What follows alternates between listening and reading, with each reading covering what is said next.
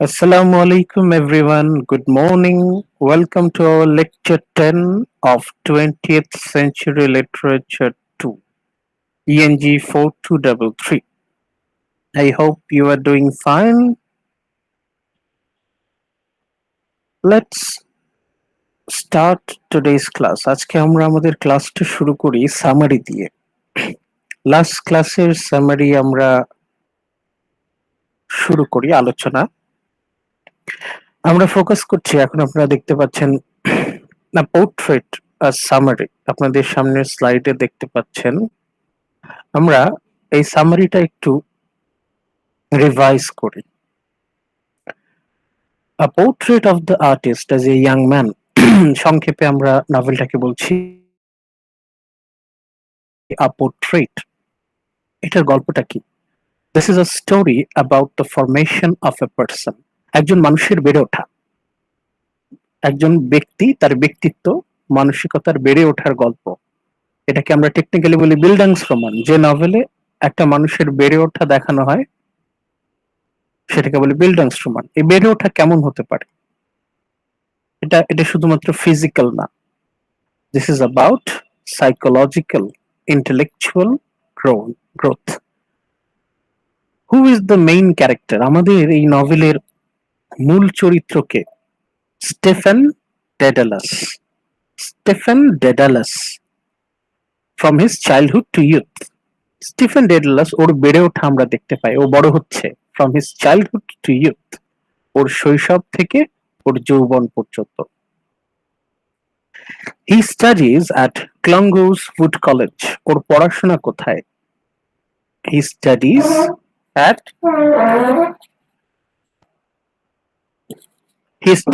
at Clongowes Wood College.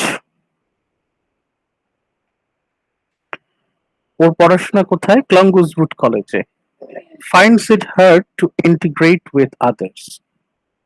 ওর জন্য এটা খুবই কঠিন অন্যদের সাথে মেলামেশা করা। It is very difficult to integrate with others. অন্যদের সাথে সে মিশতে পারছে না। He never participates in games with other children. সে অন্যান্য শিশুদের সাথে সে একসাথে খেলায় অংশগ্রহণ করতে পারছে না, মানে ওদের সাথে সে একসাথে খেলতে পারছে না, ওর খেলার সাথী নেই। Because the older boys always mock him and treat him as an outsider or stranger. ওর বয়সে যারা বড়, ওই ও যে বোর্ডিং স্কুলে পড়াশোনা করছে, যারা ওর থেকে বয়সে একটু বড়, তারা ওকে সবসময় ইনসাল্ট করে, সবসময় ওকে জ্বালাতন করে, উত্ত্যক্ত করে। and treat him as an outsider or stranger. ওকে সবসময় দূরের মানুষ হিসেবে ট্রিট করে, মানে কখনো ওকে আপন করে নিতে চাচ্ছে না। So he always annoyed by behavior of this classmate. সে তার ক্লাসমেটদের আচরণে সবসময় বিরক্ত। He often recognizes himself as a hero but remains isolated from others.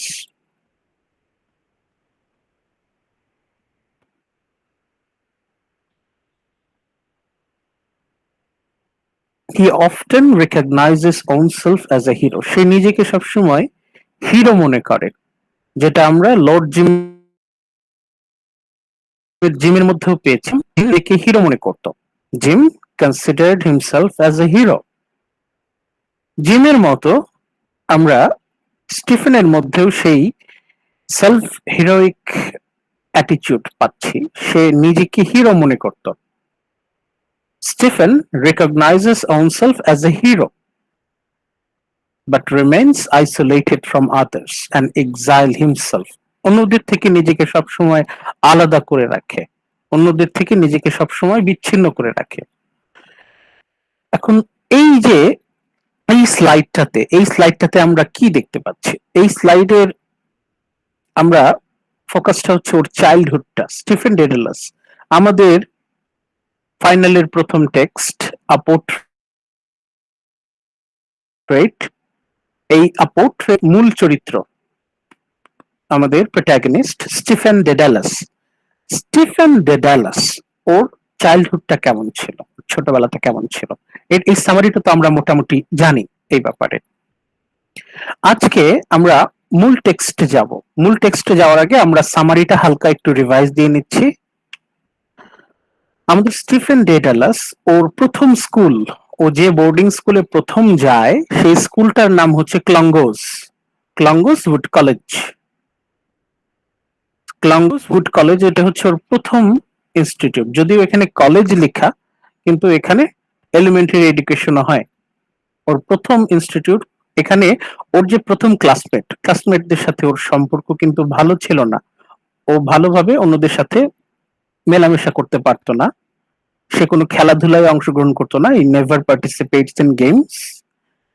মানে একটা স্বাভাবিক শিশু যেরকম হইচই করে, একসাথে মেলামেশা করে খেলাধুলা করে, ওইরকম ৮-১০টা শিশুর মতো না, একটু আলাদা।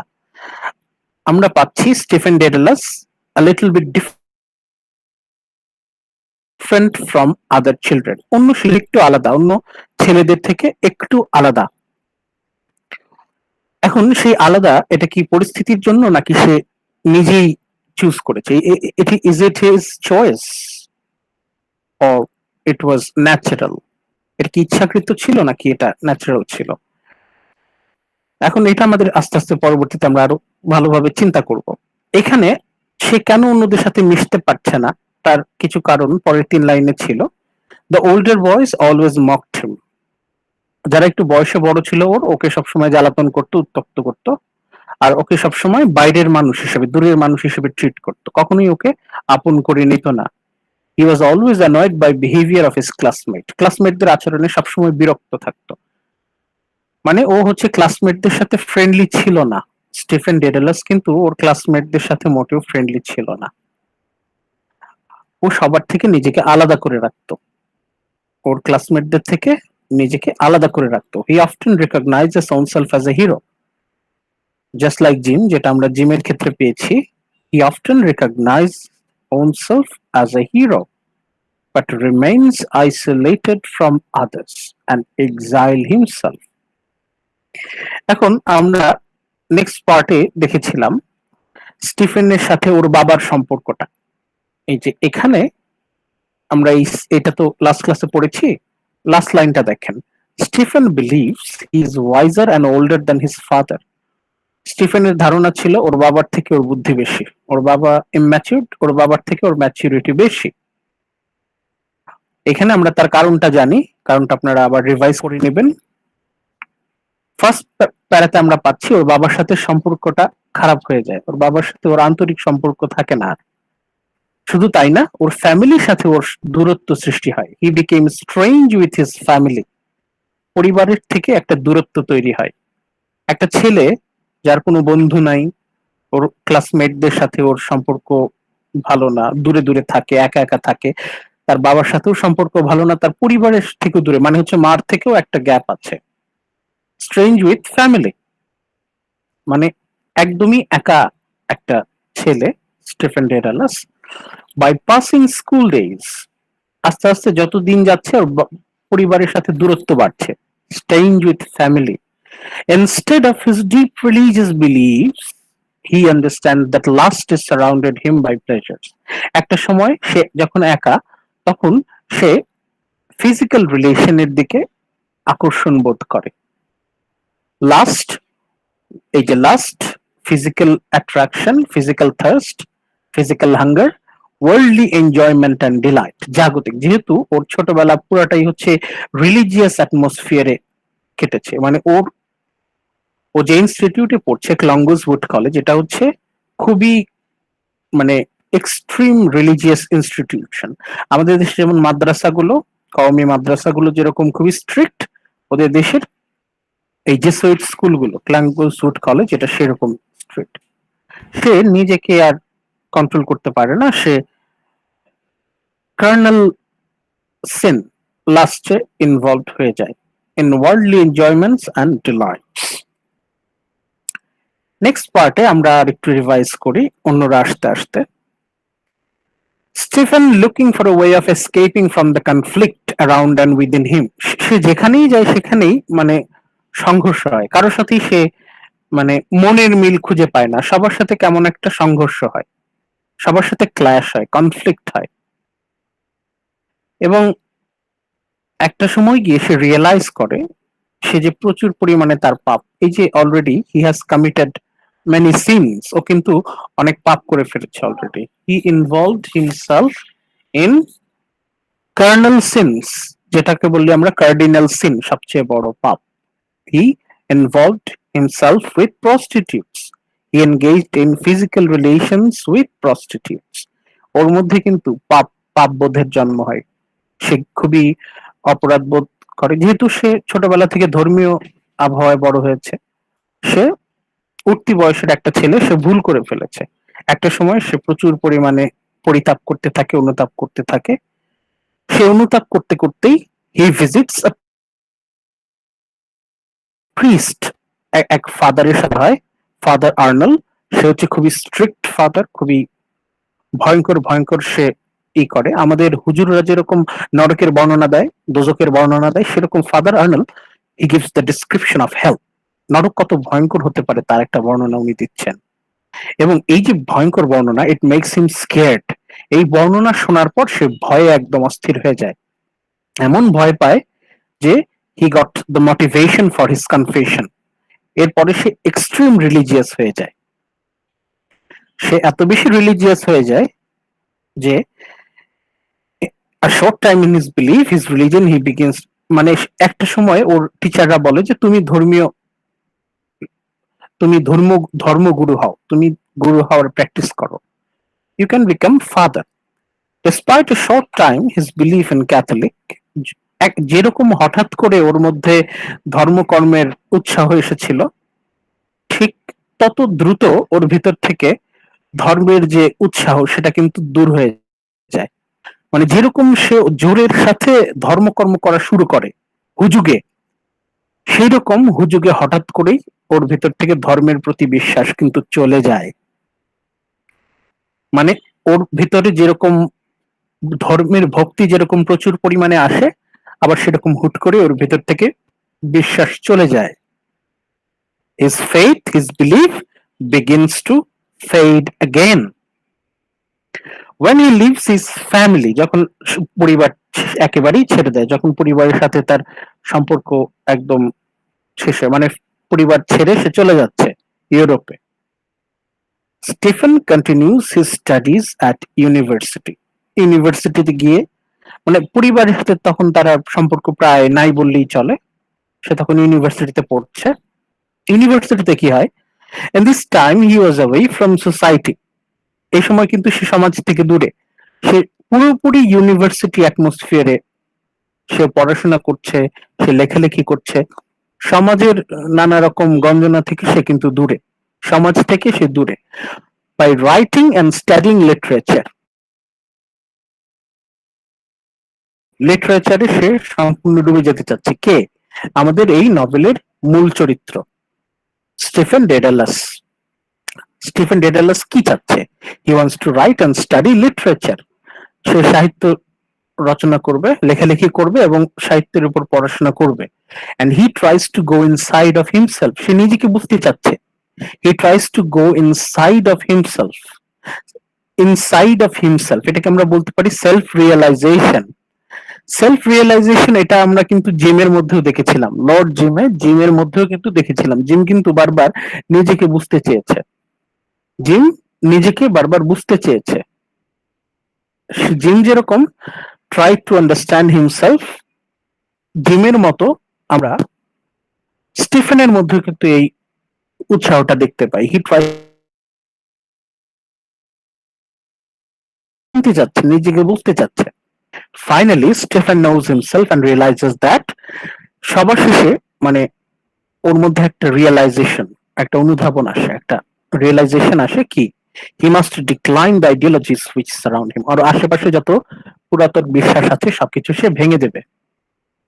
আমরা যখন ম্যান এন্ড সুপারম্যান পড়েছিলাম, তখন ট্যানারের মধ্যে কিন্তু এটা পেয়েছিলাম। ট্যানার আর আমাদের জন ট্যানার আর স্টিফেন ডেডলাস, এই দুজনের মধ্যে পার্থক্য হচ্ছে, জন ট্যানার যখন নাটকে প্রবেশ করে তখন সে অলরেডি কিন্তু ম্যাচিওরড, অলরেডি সে কিন্তু একদম ডিটারমাইন্ড যে আশেপাশে যত ধ্যান ধারণা আছে সব সে বাতিল করে দেবে, রিজেক্ট করে দেবে। কিন্তু আমাদের এই নভেলে আ পোর্ট্রেট, এই নভেলে স্টিফেন ডেডালাস কিন্তু ম্যাচিওরড হচ্ছে। আমরা কিন্তু ওর প্রসেসটা দেখতে পাচ্ছি, সে কিন্তু আস্তে আস্তে ম্যাচিওরড হচ্ছে এবং তার মধ্যে একটা রিয়েলাইজেশন আসছে। মানুষ ম্যাচিওর হলেই তো তার মধ্যে রিয়েলাইজেশন আসে। He must recline the ideologies which surrounded হিম।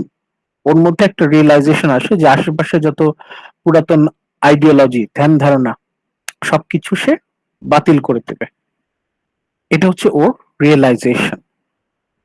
এই যে রিয়েলাইজেশনটা, এটা ওর মধ্যে আসছে মানেই হচ্ছে ও ম্যাচিওরড হচ্ছে। রিয়েলাইজেশন আসছে মানেই ও ম্যাচিওরড হচ্ছে। As a result of his revolution, এই যে নিজের মধ্যে যে সংগ্রাম হচ্ছে, রেভলিউশন মানে কি? আন্দোলন, রাজনৈতিক আন্দোলন। কিন্তু এক্ষেত্রে এটা তো রাজনৈতিক আন্দোলন নয়, এটা হচ্ছে ওর ভেতরে ভেতরে যুদ্ধ হচ্ছে। ও কিন্তু নিজে নিজে যুদ্ধ করছে। এই যুদ্ধটা আমরা আর কার মধ্যে পেয়েছিলাম? জিমের মধ্যে পেয়েছিলাম। জিম সে নিজে নিজে অনেক যুদ্ধ করেছে, নিজে নিজের সাথে অনেক যুদ্ধ করেছে, specially after the incident of Patna. Patna ইনসিডেন্টের পর সে নিজের সাথে নিজে যুদ্ধ করে। আবার যখন জেন্টলম্যান ব্রাউন অ্যাটাকস এবং ডেন ওয়ারিস মারা যায়, ওই সময় কিন্তু ও নিজের সাথে নিজে যুদ্ধ করতে থাকে। একইভাবে আমরা স্টিফেন ডেডালাসের মনের মধ্যেও যুদ্ধ দেখতে পাই। ওর ওর নিজের মধ্যে নিজেই নিজে যুদ্ধ করতে থাকে। He leaves all the lost paths and continues the way which he has chosen for himself. সে সব বাদ দিয়ে নতুন এক রাস্তা ধরে। কি রাস্তা তার? Living Ireland to become a successful artist. এই ছেলেটা সে সবকিছু ত্যাগ করে দিচ্ছে। সে তার family, society, religion, culture, country সব ত্যাগ করে দিচ্ছে। সে কি হতে চাচ্ছে?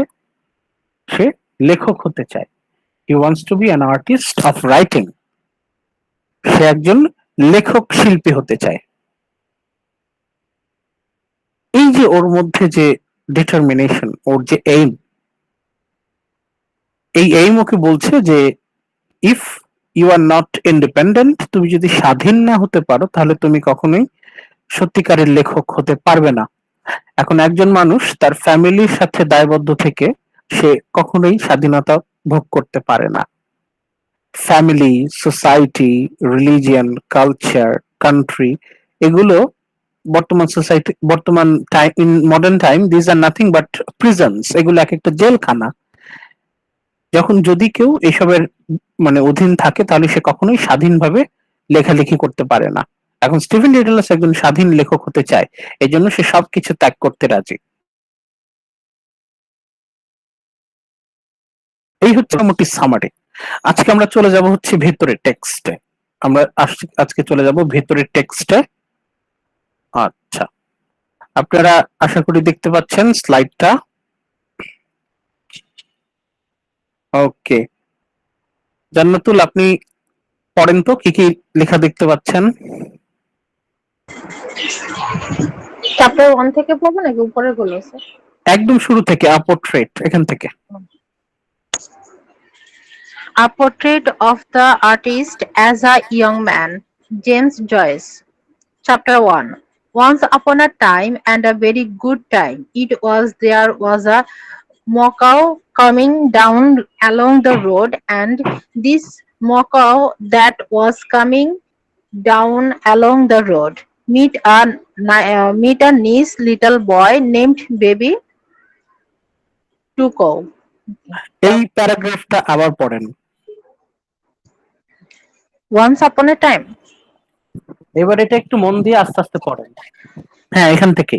Once upon a time and a very good time, there was a Macau coming down along the road, and this Macau that was coming down along the road meet a nice little boy named Baby Tuko.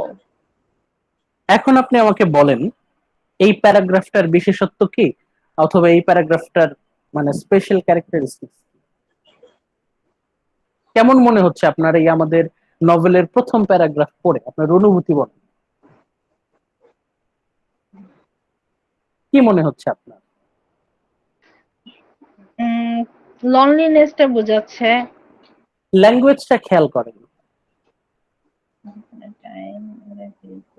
দেখেন, once upon a time, এটা এই language আমরা কোথায় use করি? আমরা হচ্ছে কি স্টোরিতে ইউজ করি, স্টোরি রাইটিং। ফেয়ারি টেলস, রূপকথার গল্প। জি। Once upon a time. এরপরে বলছে a very good time it was. ঠিক আছে, দুইবার কিন্তু টাইম শব্দটা আসলো, রিপিটেশন। দেয়ার ওয়াজ এ মু কাউ। দেয়ার ওয়াজ আ মু কাউ। মু কাউ মানে কি? Female cow. মু কাউ। মু হচ্ছে গরু যে শব্দ করে, আর কাউ তো কাউ। মু কাউ এই শব্দটা কারা বলে? আমাদের ছোট ছোট বাচ্চারা বলে না হাম্বা গরু? জি স্যার, একদম ছোট যারা, একদম ছোট বাচ্চারা ওরা কিন্তু বলে হাম্বা গরু, ম্যা ছাগল, এরকম, ম্যাও বিড়াল। এটা হচ্ছে একদম ছোট বাচ্চার ল্যাঙ্গুয়েজ। আপনি যে পড়তেছেন এই ল্যাঙ্গুয়েজটা হচ্ছে একটা ছোট একটা বাচ্চার ভাষায়। মানে ছোট একটা বাচ্চা যখন সে তাকে গল্প বলতে বলবেন, এই বাবু বাবু গল্প বলো তো, ছোট বাচ্চা গল্প বলতেছে, এটা হচ্ছে সেই ছোট বাচ্চার ল্যাঙ্গুয়েজ। দেখেন, once upon a time and a very good time it was. ছোট বাচ্চারা দেখবেন ওরা যখন গল্প বলতে চায় তো ওরা কিন্তু রিপিট করে, একটা জিনিস বলে আবার দুইবার বলে, আবার তিনবার বলে। সে কি বলছে? দেয়ার ওয়াজ এ মুকাও, হাম্বা গরু ছিল, coming down along the road. দেখেন, একবার বললো coming down along the road, আবার বলতেছে this moo cow that was coming down along the road. দেখেন, রিপিট না এই অংশটা? Moo cow that was coming down along the road, moo cow coming down along the road. ছোট বাচ্চাদের যখন গল্প বলতে বলবেন তখন দেখবেন ওরা একই লাইন দুই তিনবার বলে। এরপর বলছে মেট আ নাইসেন্স। নাইসেন্স, নাইসেন্স এরকম শব্দ কিন্তু নাই। নাইসেন্স শব্দটা আসছে হচ্ছে নাইস থেকে। নাইসেন্স, নাইসেন্স শব্দটা এটা হচ্ছে নাইসের কিউট ভার্সন। নাইস মানে কি? নাইস বলতে ভালো। এখানে নাইসেন্স বলতে লক্ষ্মী সোনা কিউট বাবু বোঝাচ্ছে আর কি, ওইটারই একটা কিউট ভার্সন। ছোট বাচ্চারা যখন একটা শব্দ উচ্চারণ করে ওরা কিন্তু একটা ওয়ার্ডটাকে একটু চেঞ্জ করে বলে, তাই না?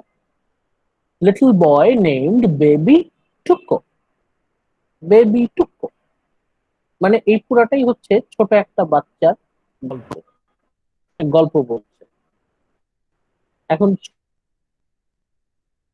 ছোট বাচ্চা এখন এই এই ভাষাটা সে কোত্থেকে শিখলো আমরা এটা একটু পরে আবার আরো জানতে পারবো।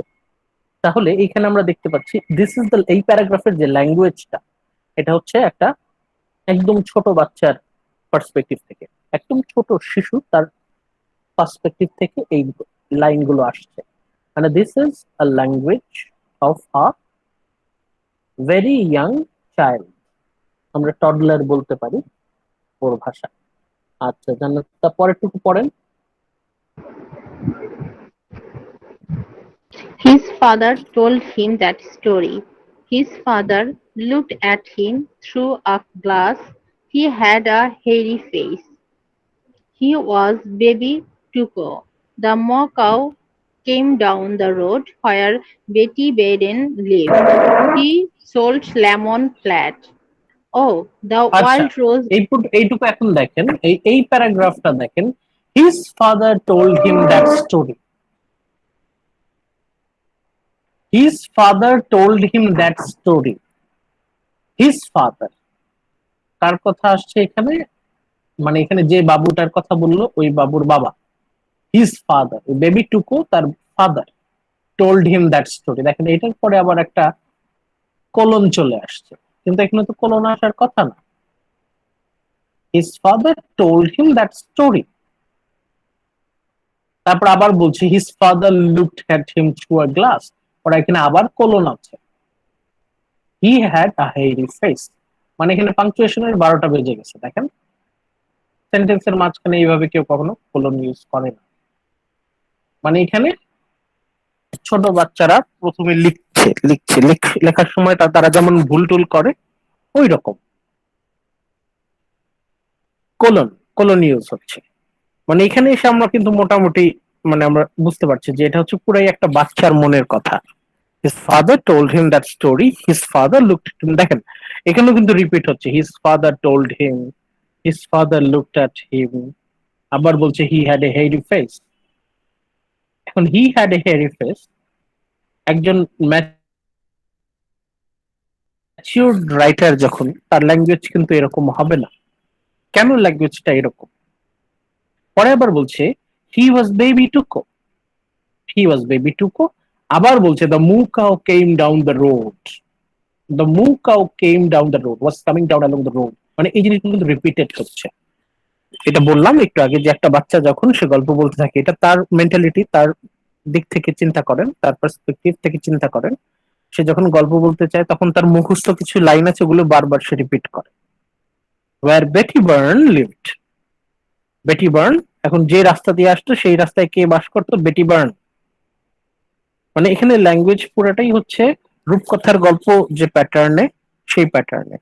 ছোট বাচ্চাদের তো গল্প শোনানো হয় ছোটবেলায়, গল্পের ভাষা যেরকম ওইখান থেকে একটু চেঞ্জ হয়ে ওদের ভাষাগুলো কিন্তু আসে। এরপরে সে শি সোল্ড লেমন প্ল্যাট, এরপরে একটা গানের লাইন আছে, O the wild rose blossom on the little green place. এটা হচ্ছে একটা গানের line. He sang that song, he sang that song, সে ওই গান গাইতো, দ্যাট ওয়াজ হিজ সং। মানে ল্যাঙ্গুয়েজের ভাষাটা দেখেন, look at the structure of the language.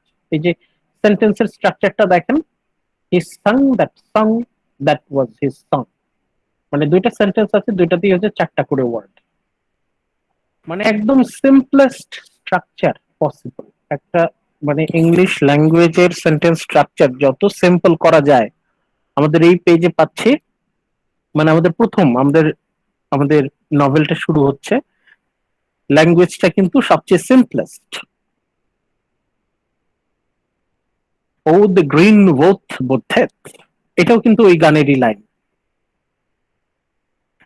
গল্প মানে কথার মাঝখানে মাঝখানে গানের লাইন ঢুকে পড়ছে। এর মধ্যে কিন্তু আমরা সামঞ্জস্য পাচ্ছি না যে কেন হঠাৎ করে এখানে গানের লাইন। একটু আগে বললো শি সোল্ড লেমন প্ল্যাট, তারপর আবার দুই লাইন গান ঢুকে পড়লো, আবার গান পড়ে সে বললো he sang the song, that was he song, আবার সে গান গাচ্ছে। এইখানে ছোট বাচ্চারা অনেক সময় কথা বলে, অনেক সময় দেখবেন সামঞ্জস্য থাকে না, ঠিক আছে? এইটুকুর সাথে আগেটুকুর কিন্তু আমরা সামঞ্জস্য পাচ্ছি না। ছোট বাচ্চারা কিন্তু কথা বলার সময় ছোটবেলায় ওই জিনিসটা কিন্তু খেয়াল করে না, ওরা অসামঞ্জস্যপূর্ণ অনেক কথা বলে, একটার পর একটা কথা বলে, আসলে কোনো সিরিয়াল আপনি সিকোয়েন্স পাবেন না একটার পর একটা। ওকে, ওকে জান্নাতুল কন্টিনিউ করেন তারপর।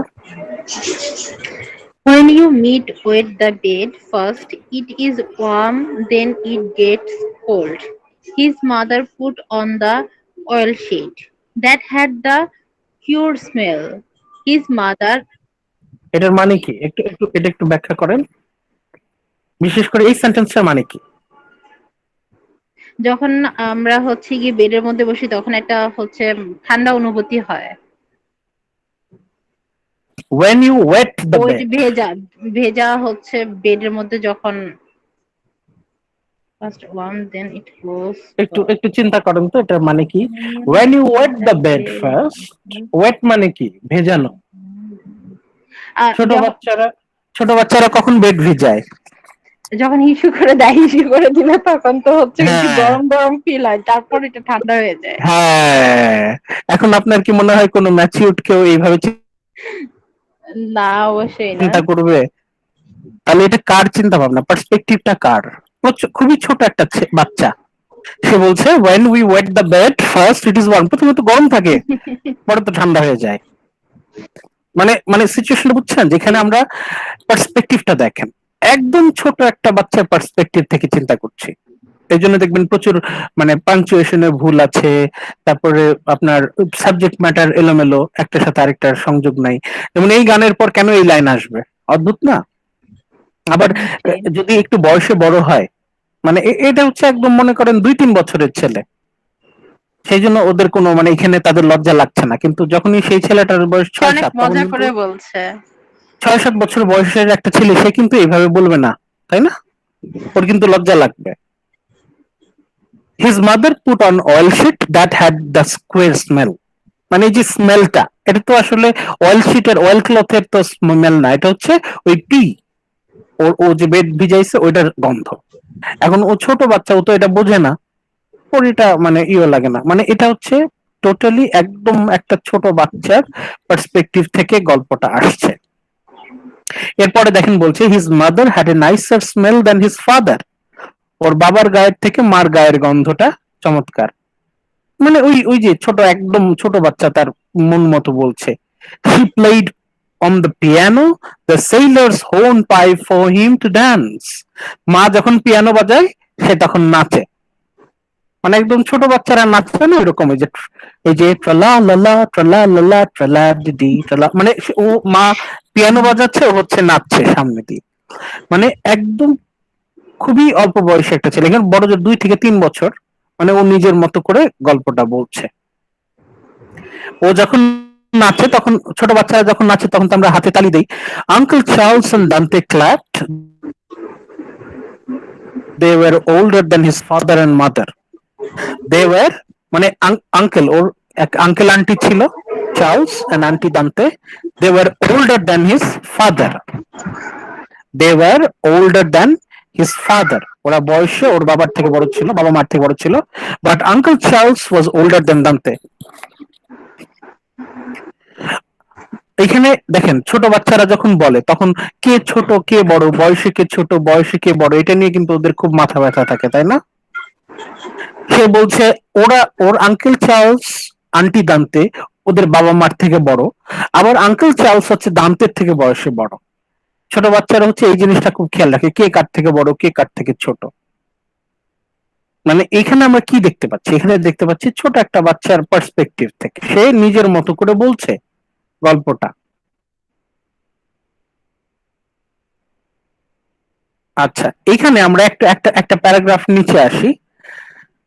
The Vances lived in number 7। ওদের এক প্রতিবেশী, ভালো করে খেয়াল করেন, দ্য ভ্যান্সেস একটা প্রতিবেশী। দ্য ভ্যান্স, ভ্যান্স হচ্ছে ওই যে আমাদের বাংলা, আমাদের দেশে যেমন চৌধুরী বংশ, খান বংশ, শেখ বংশ থাকে, ভ্যান্স হচ্ছে একটা বংশ। দে লিভড ইন নাম্বার 7, ওরা 7 নম্বর রোডে থাকে। They had a different father and mother. অদ্ভুত না? সে বলছে ওদের বাবা মা আলাদা, মানে বেবি টুকো, ওর যে বাবা মা, ওর থেকে ওদের বাবা মা আলাদা। They had different father and mother. They were Eileen's father and mother. ওখানে কে থাকে? আইলিনের বাবা মা থাকে।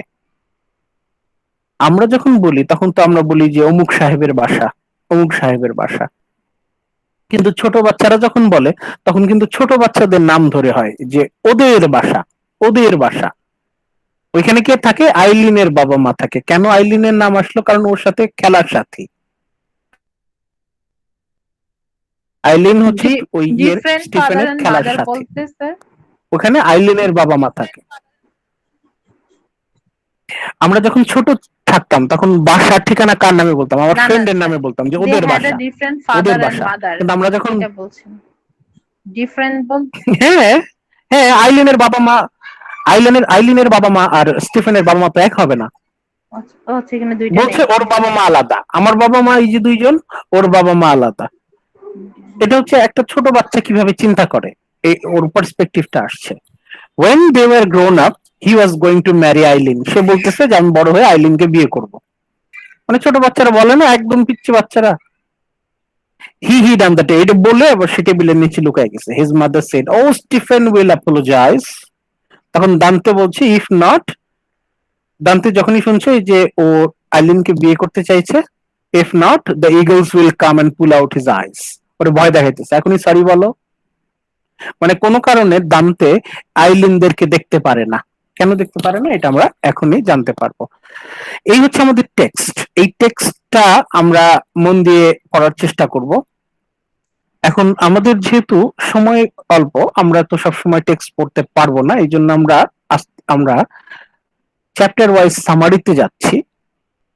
দেখেন আমরা সামারি অফ চ্যাপ্টার 1টা একটু দেখি। আমরা এতক্ষণ ধরে যে পড়াটা পড়লাম সেই পড়াটার সামারিটা একটু দেখি। প্রথম প্যারাগ্রাফটাই আছে, উই বিগিন উইথ স্টিফেন ডিডালাসের আর্লিয়েস্ট চাইল্ডহুড। আমাদের নভেল শুরু হচ্ছে কখন? স্টিফেন ডেডালাসের একদম আর্লিয়েস্ট চাইল্ডহুড, তার ছেলেবেলার একদম প্রাথমিক শুরুর দিকে। উই বিগিন উইথ স্টিফেন ডেডালাসের আর্লিয়েস্ট চাইল্ডহুড, একদম ছোটবেলা, described to us in the terms of a child would use. কোন টার্ম ইউজ করা হয়েছে? এই যে ডেসক্রিপশনটা, ডেসক্রিপশনের ল্যাঙ্গুয়েজটা কেমন একটু আগে বললাম। described to us in the terms, এখানে টার্মস বলতে language, in the language of a child would use. একটা বাচ্চা যেভাবে কথা বলে, একটা বাচ্চার ভাষা যেরকম ভাঙা ভাঙা আধো আধো কথা, প্রচুর পরিমাণে রিপিটেশন হয়, আবার অপ্রাসঙ্গিক কথা বলে, এলোমেলো কথা বলে, সেই রকম। দেয়ার আর টাচেস অফ বেবি টক, মানে প্রথম পেজ আর পরের পেজ, মানে অনেক অংশ জুড়েই এই পুরোটাই হচ্ছে বেবি টক। দেখেন লেখা বেবি টক, একটা বাচ্চা যেভাবে কথা বলে। along with visceral imagery of parents, মানে বাবা মাকে যেভাবে সে বর্ণনা দিচ্ছে, যে ইমেজারি, এটা হচ্ছে একটা বাচ্চার পক্ষে এইভাবে বর্ণনা করা সম্ভব। his governess Dante and his uncle Charles, মানে সবাইকে সে এমন ভাবে বর্ণনা দিচ্ছে, ভাষাটা হচ্ছে একদম ছোট একটা বাচ্চার ভাষা, বেবি টক। মানে আমাদের চ্যাপ্টার 1টা শুরু হচ্ছে ল্যাঙ্গুয়েজটা কেমন, ল্যাঙ্গুয়েজটা হচ্ছে language of baby talk. One of his neighbours, ওদেরই এক প্রতিবেশী 7 নম্বর রোডে থাকে, বললাম দ্য র্যানসেস, একটু আগে বললাম। One of his neighbours, one of his neighbours is a little girl named Eileen, ওদেরই প্রতিবেশী হচ্ছে আইলিনরা থাকে। and Stephen announces that, Stephen কি ঘোষণা করলো, কি কি বললো, when he is grown he will marry her. ছোট বাচ্চারা তো অনেক কথাই বলে, বললো আমি বড় হয়ে ওকে বিয়ে করব। এই কথা শোনার পর দান্তে একটু রাগ করলো, এমনই রাগ করলো, ওকে ভয় দেখাইলো যে তুমি কেন বললা, এখন তোমার তো কান চিলে নিয়ে যাবে। his announcements infuriates দান্তে, দান্তেটাকে একটু আগে বলা আছে, his governess দান্তে। ছোটবেলায় ছোট বাচ্চাদের দেখাশোনা করার জন্য থাকে না অনেকে, আয়া, গভর্নেন্স মানে হচ্ছে আয়া, ওদেরই আয়া হচ্ছে দান্তে। এই দান্তে এটা শোনার পর রেগে গেল। কেন রেগে গেল? We learn that letter Eileen is Protestant, মানে ওদের যে প্রতিবেশী তারা হচ্ছে প্রোটেস্ট্যান্ট, আর ওরা হচ্ছে ক্যাথলিক। গত ক্লাসে আমরা যখন বলেছিলাম যে, আমরা আপনাদের যদি মনে থাকে, আমরা একটু পেছনে যাই, এই যে লাস্ট ক্লাসের 3 নম্বর স্লাইডে আমরা বলেছিলাম, এই যে এটা আমি হাইলাইট করছি, আপনারা দেখেন। when Joyce was a child, James Joyce যখন, the political tension between Ireland and Britain high, political tension ছিল, একই সাথে আরেকটা টেনশন ছিল, সেটা কি? there was a religious tension between Catholics and Protestants. খ্রিস্টানদের দুইটা গ্রুপের মধ্যে তখন দ্বন্দ্ব ছিল, দুইটা গ্রুপের মধ্যে ক্ল্যাশ চলত। একদিকে হচ্ছে ক্যাথলিকরা, প্রোটেস্ট্যান্টরা, এক গ্রুপ আরেক গ্রুপকে দেখতে পারতো না। আমাদের দেশে যেমন, আমাদের এই কালচারে এখনো যেমন সুন্নি আর শিয়াদের মধ্যে যেমন সংঘর্ষ হয়, সুন্নি তারা শিয়াদের দেখতে পারে না, শিয়ারা সুন্নিদের দেখতে পারে না, এরকম ক্যাথলিকরা প্রোটেস্ট্যান্টদের দেখতে পারে না, আবার প্রোটেস্ট্যান্টরা ক্যাথলিকদের দেখতে পারে না। এখন আইলিনরা যেহেতু প্রোটেস্ট্যান্ট, সেই জন্য যখনই ও বলল স্টিফেন যে সে বড় হয়ে আইলিনকে বিয়ে করবে, যদিও এটা ছোট বাচ্চাদের তো এটা ইনোসেন্ট টক, এটা ধরতে হয় না, কিন্তু ওই যে রিলিজিয়াস টেনশন, এই রিলিজিয়াস সেন্টিমেন্টের কারণে দান্তে গেল রেগে। তার মানে একদম ছোটবেলা থেকেই, মানে Stephen was dominated in religious atmosphere.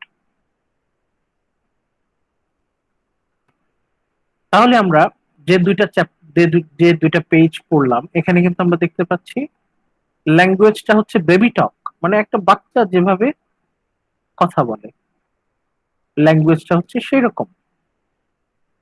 এখন এটা কিন্তু বেশি দূর চলবে না, 2 পেজ যাওয়ার পরই আমরা ল্যাঙ্গুয়েজ চেঞ্জ পাচ্ছি।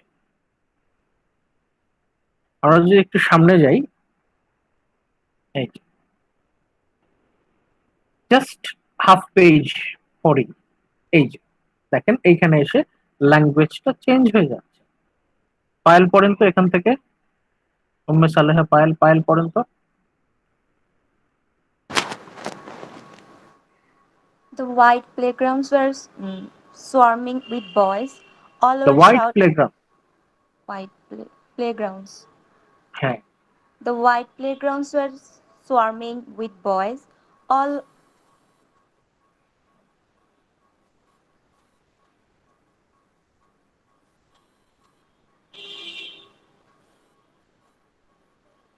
পড়তে পারছেন না? স্যার স্যার আমার আম্মু কল দিচ্ছিল সরি স্যার হ্যাঁ। all were shouting and the prefect urged them on with strong cries. The evening air was pale and chilly, and after every charge and third, sorry, এটা কি third হবে? Third or third, হ্যাঁ। third of the footballers, the greasy leather orb flew like a heavy bird through the grey light. He kept on the he kept on the fringe of his line, out of sight of his perfect, out of the reach of the rude feet. Sir এটা কি হবে? ফেইনিং, ফেইনিং, Feigning to run এটা now and then, he felt he his felt his body, body small and weak amid the throng of the players, and his eyes were weak and watery. Rodikicum was not like that. He would be captain of the third line, all the fellow okay okay. said. আচ্ছা আচ্ছা, আমরা এখন এইটুকু একটু দেখি, বোঝার চেষ্টা করি। এখন আমাদের এর আগের পার্টটাই, এইখানে যে ল্যাঙ্গুয়েজটা ছিল, একটু আগে বললাম যে একটা বাচ্চার language, language of a baby, baby talk. বাচ্চারা যেভাবে ওর আধো আধো বল, মানে অনেক ভুলভাল বলে, অসংলগ্ন কথা বলে, ছিল এরকম কি, যেটা একদম হাফে গিয়ে আমরা দেখলাম ল্যাঙ্গুয়েজ পুরো চেঞ্জ। দেখেন, the white playgrounds were swarming with boy, এই সেন্টেন্স বলে দিচ্ছে it is not baby talk anymore. এখন কিন্তু এটার বেবি টক না, this is not baby talk anymore. ভাষা চেঞ্জ হয়ে যাচ্ছে, ভাষা এখানে চেঞ্জ হয়ে যাচ্ছে। এই ল্যাঙ্গুয়েজটা যথেষ্ট ম্যাচিওরড। একটু আগে ল্যাঙ্গুয়েজটা ছিল language of a baby, language of a child, কিন্তু এখন আমরা দেখতে পাচ্ছি না, ইট is not a language of a child. একটা বাচ্চা এইভাবে কথা বলবে না। All were shouting, and the prefects urged them on with strong cries. যারা যারা প্রিফেক্ট সম্পর্কে আপনাদের আইডিয়া থাকার কথা, ওই যে সমাবেশ হয়, অ্যাসেম্বলি হয় যখন, তখন যারা হেড থাকে ওদেরকে, ওকে বলে প্রিফেক্ট। স্টুডেন্টদের মধ্যে থেকে একজন রিপ্রেজেন্টেটিভ থাকে, সে সামনে এসে চিৎকার করে না, সমাবেশ, আরো মেয়ে দাঁড়াও, সোজা হও। টিচারের পাশে থাকে একজন রিপ্রেজেন্টেটিভ অফ দ্য স্টুডেন্টস, সে হচ্ছে প্রিফেক্ট বলে তাকে। All were shouting, and the prefects urged them on with strong cries. দেখেন, প্রিফেক্ট শব্দটা চলে আসলো। প্রিফেক্ট শব্দটা একটা এডুকেশনাল ইনস্টিটিউটের সাথে জড়িত। মানে একটু আগে আমাদের অ্যাটমসফিয়ারটা ছিল হচ্ছে স্টিফেন ডেডালাসের বাসা। এখন এই একই পেজে এসে আমরা বুঝতে পারছি যে প্লেগ্রাউন্ড, মানে সেটিং চেঞ্জ হয়ে গেছে, জায়গাটা চেঞ্জ হয়ে গেছে, অন্য জায়গায় চলে এসেছে। এখন এটা খেলার মাঠ। খেলার মাঠ নিশ্চয়ই কোনো বাড়ির খেলার মাঠ হবে না, এটা হচ্ছে একটা স্কুলের খেলার মাঠ। এবং সেটা আমরা আরো শিওর হলাম যখন আমরা প্রিফেক্ট শব্দটা আসলো। মানে আমরা কিন্তু টাইম জাম্প করেছি। একটু আগে আমরা ছিলাম ওর বয়স যখন 2 থেকে 3, এখন আমরা কিন্তু জাম্প করেছি মিনিমাম 6। মানে আমরা জানি প্রথম সে ভর্তি হলো ক্লঙ্গোসফুড কলেজে, এখন তার বয়স হচ্ছে মিনিমাম 6। মানে আমরা 3-4 বছর কিন্তু ভবিষ্যতে চলে এসেছি। The white playground was swarming with boys. All were shouting, and the prefects urged them on with strong cries. The evening air was pale and chilly, and after every cheer and thud. দেখেন এইখানে এই ল্যাঙ্গুয়েজটা দেখেন, এই ল্যাঙ্গুয়েজটা এটা কোনোভাবেই একটা শিশুর পক্ষে চিন্তা করা সম্ভব না। The evening air was pale and chilly. এই পর্যন্ত ঠিক ছিল যে সন্ধ্যাটা খুব মানে বিষণ্ণ, ধূসর, চিলি, প্রচন্ড শীত। And after every charge and third of the ফুটবলাররা খেলছে, খেলতে খেলতে দ্য গ্রিজি লেদার orb, ফুটবলকে স্টিফেন কল্পনা করছে greasy leather orb flew like a heavy bird through the grey light. এই যে flew like a heavy bird through the grey light, এই যে ইমেজারিটা, এটা আসলে একটা সাধারণ বাচ্চার পক্ষে কিন্তু কল্পনা করা সম্ভব না। মানে ওই বয়সেই স্টিফেনের কল্পনা শক্তি এত প্রখর ছিল। মানে অন্য ৮-১০ জন মানুষের মতো তার কল্পনা না, কল্পনাটা আলাদা, ওর ভিশন, ওর যে দেখার ভঙ্গিটাই আলাদা। এরকম বাচ্চাদের কিন্তু বন্ধু বেশি হয় না, ওরা একা থাকে, মানে ওদের চিন্তা ভাবনা অন্যদের থেকে খুবই অ্যাডভান্স লেভেলের। মানে এই লাইনটা থেকে আমরা বুঝতে পারি যে স্টিভেন ওই বয়সে তার চিন্তা ভাবনা অনেক ম্যাচিওর। এই জন্যই কিন্তু অন্যদের সাথে ওর মেলে না, অন্যদের সাথে ওর ম্যাচ করে না। হি kept on the fringe of his line. Stephen Daedalus, এই যে একটু আগে আমরা দেখলাম যে এখানে হিজ ফাদার ছিল, এখানে আবার হি কেপ্ট অন মানে কি, স্টিফেন ডেডালাসের কথাই বলা হচ্ছে। He kept on the fringe of his line, সে কিন্তু হচ্ছে কিনার দিয়ে দৌড়াদৌড়ি করছে যাতে সে গোলমালের মধ্যে না যেতে হয়। Out of sight of his prefect, out of the reach of the rude feet, feigning to run now and then. মানে সে হচ্ছে ফুটবল খেলায় কি হয়, যেখানে বল থাকে সবাই জটলা পাকায় না, 11 জন ওই পাশে একজন, 2 জন গোলকিপার বাদ দিয়ে 10 জন, 10 জন 10 জন 20 জন। যেখানে বল থাকে দেখা যায় ছোট বাচ্চাদের ফুটবল খেলায় কি হয়, যেখানে বল থাকে ওই 20 জন এসে ওইখানে ভিড় করে লাথি দিতে থাকে একসাথে, এরকম গোলমাল। এখন আমাদের স্টিফেনের হচ্ছে এরকম গোলমাল খেলা পছন্দ না। মাঠের মাঝখানে জটলা হচ্ছে বলকে ঘিরে, ও হচ্ছে দূরে দাঁড়ায় খেলার ভঙ্গি করছে, এরকম এমন ভাব করছে যে ও খেলছে, কিন্তু আসলে সে বল থেকে দূরে। Out of the reach of the rude feet, মানে খেলা যখন ফুটবল খেলায় তো পা এমন ভাবে বাচ্চারা পা দিতে থাকে যে বেকায়দায় পড়লে পা ভেঙে যাবে, এরকম ভয়ঙ্কর ভাবে তারা খেলতে থাকে। Failing to run now and then, Stephen সে হচ্ছে মানে ভাব ধরছে যে সে খুব খেলতেছে, কিন্তু আসলে সে খেলতেছে না, ভেতরে খেলা হচ্ছে, সে বাইরে দিয়ে দৌড়াদৌড়ি করছে। He felt his body small and weak, মানে অন্য ৮-১০টা ছেলের তুলনায় স্টিফেন ছিল একটু ছোটখাটো, ও আকারে ছোট আর দুর্বল, অন্যান্য বাচ্চাদের থেকে দুর্বল। যদিও ওর কল্পনা শক্তি প্রখর, কিন্তু ফিজিক্যালি হচ্ছে weak. He felt his body small and weak among the throng of the players and his eyes were weak and water. মানে সে বাচ্চাদের সাথে যখন খেলতে যায় অন্যদের তুলনায় সে এতটাই দুর্বল যে একটা সময় তার চোখে পানি চলে আসে।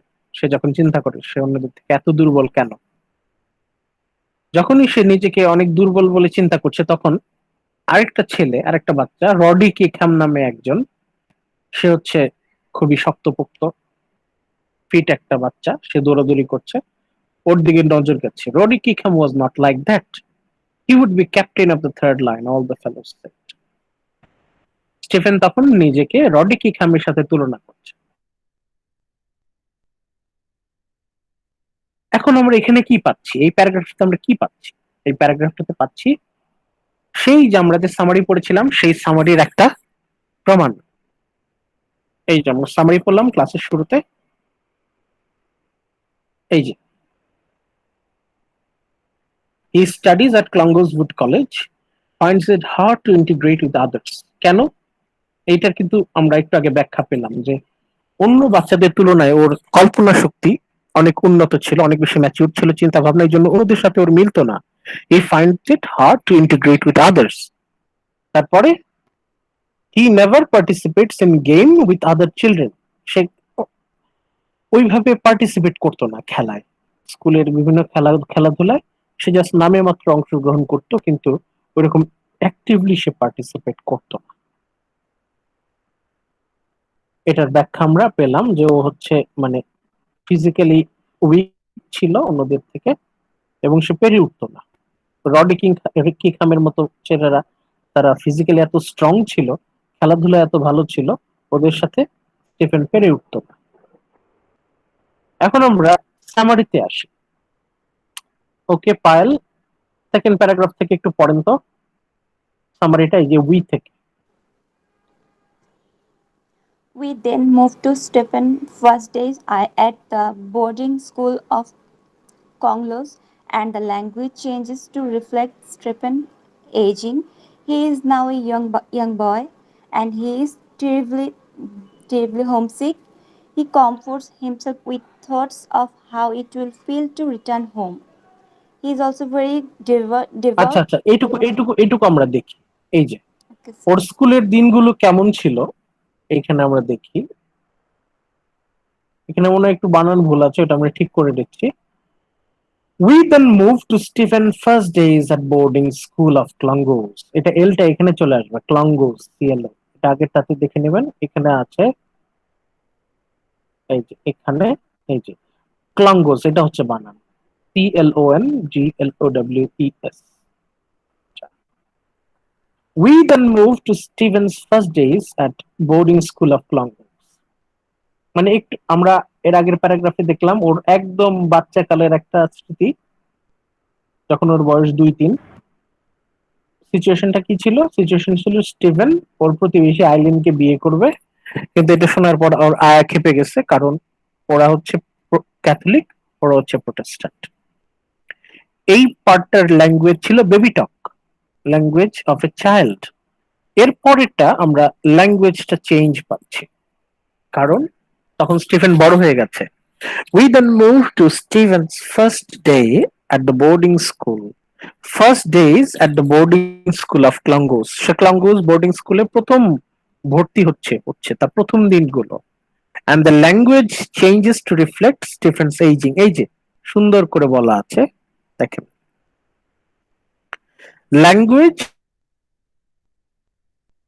চেঞ্জেস, এই যে ভাষার যে চেঞ্জটা, it to reflect Stephen's aging. The language, ভাষাটা চেঞ্জ হচ্ছে টু রিফ্লেক্ট স্টিফেন্স এইজিং। ভাষাটা ম্যাচিওর্ড হচ্ছে মানেই কি? সে বড় হচ্ছে, ছেলেটা বড় হচ্ছে।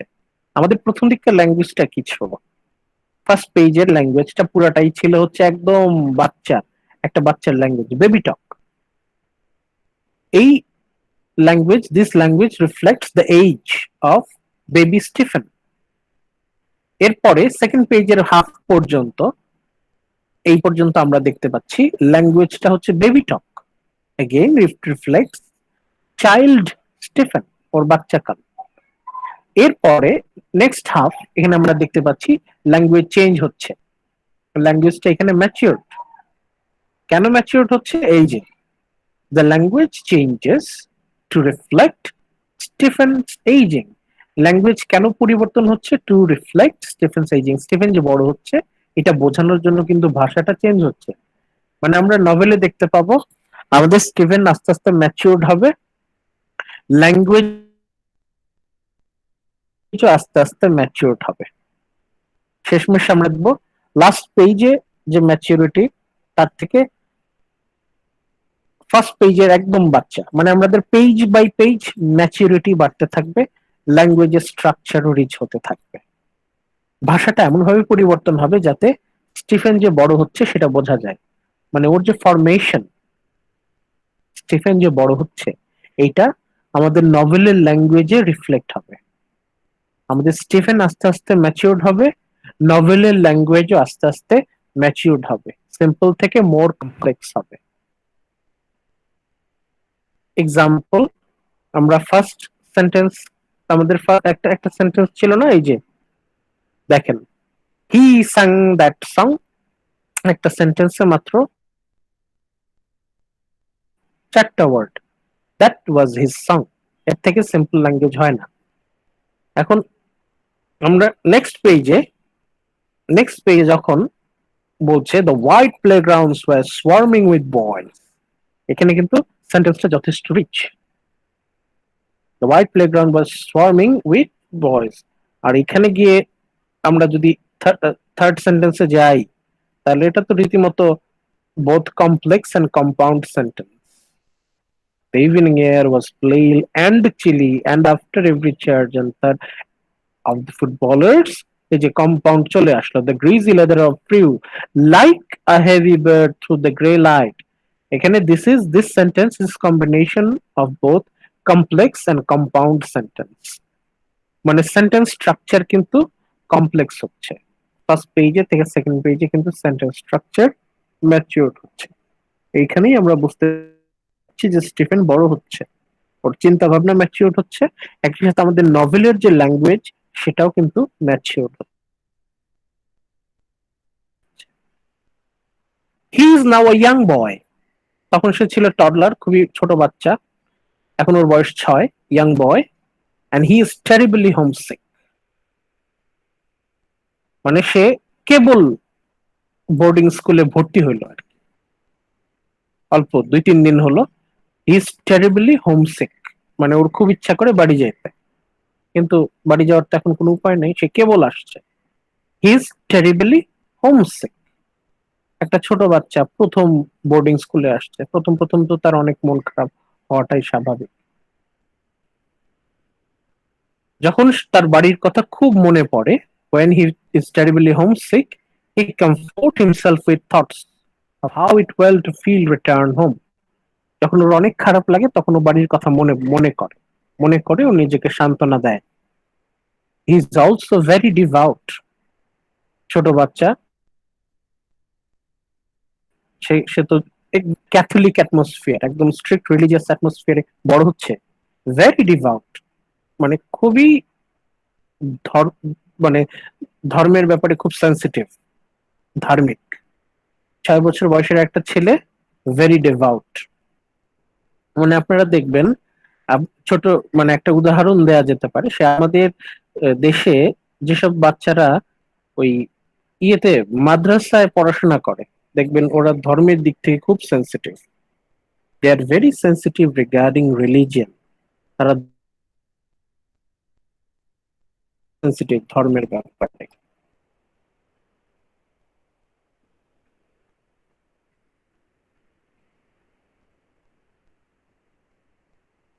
ওকে, আমরা কন্টিনিউ করি।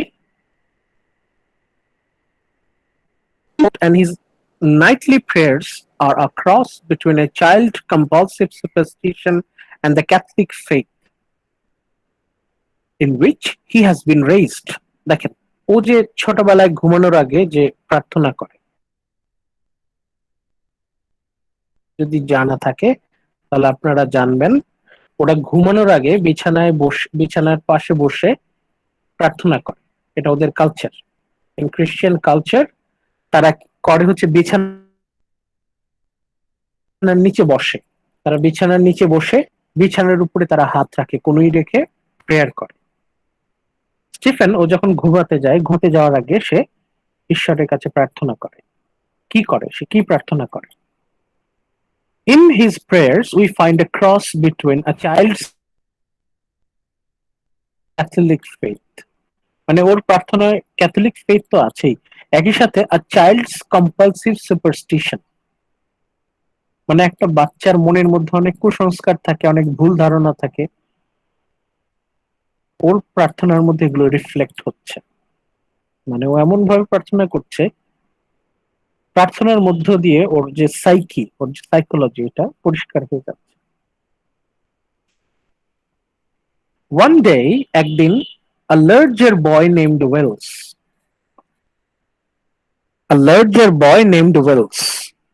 স্কুলে মাঝে মাঝে কিছু বাচ্চা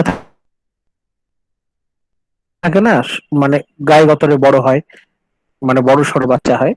ওয়েলস নামে এক বাচ্চা আছে, মানে সে হচ্ছে সাইজে বড়, ওর ক্লাসের অন্যান্য ছেলেদের তুলনায় সাইজে বড়। বড় ছেলেরা ম্যাক্সিমাম সময় দেখা যায় যে ওরা বুলি হয়, ওরা ওরা ক্লাসের দুর্বল বাচ্চাদের সাথে দুষ্টামি করে। এই ওয়েলস এ দেখলো যে স্টিফেন তো খুবই বোকাশোকা ছোট্টখাট্ট বাচ্চা, এর সাথে দুষ্টামি করলে তো কিছু বলবে না, এই জন্য ওয়েলস ওকে বুলি করলো। কিভাবে বুলি করলো? A larger boy named Wells picks on Stephen and pushes him into a cesspool. স্টিফেনকে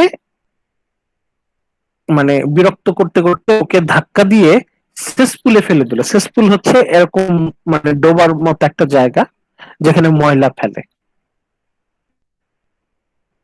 সেসপুল হচ্ছে একটু গর্ত, গর্ত মতো বেশ বড় একটা গর্ত যেখানে ময়লা পানি জমে। স্টিফেনকে ধাক্কা দিয়ে সেই ময়লা পানিতে ফেলে দিল। স্টিফেন তো সেই পানিতে পড়ে ওর জ্বর হলো। Stephen gets a fever from that filthy water, and he fantasizes about how sorry everyone will be when he dies.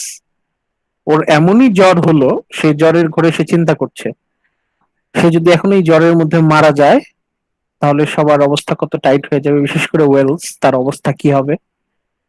মানে সে কল্পনা করছে যে আমি যদি এই জ্বরে মারা যাই তাহলে ওয়েলসের তো 12টা বেজে যাবে। এটা ভেবে সে ফ্যান্টাসি করছে, মানে মজা নিচ্ছে জ্বরের ঘোরে। Stephen gets a fever from the filthy water, and he fantasizes about how sorry everyone will be when he dies. In school clinic, Brother Michael takes care of him and another boy named Effie. Brother Michael reads the paper to them. মানে এইখানে আমরা ওই ক্লঙ্গুস root college ওখানকার যে মানে ক্লিনিকটা, ওই ওখানকার বর্ণনা পাচ্ছি যে বাচ্চারা যখন অসুস্থ হতো তখন তাদেরকে আলাদা একটা ইনফার্মারি যেটা বলে একটা ক্লিনিকের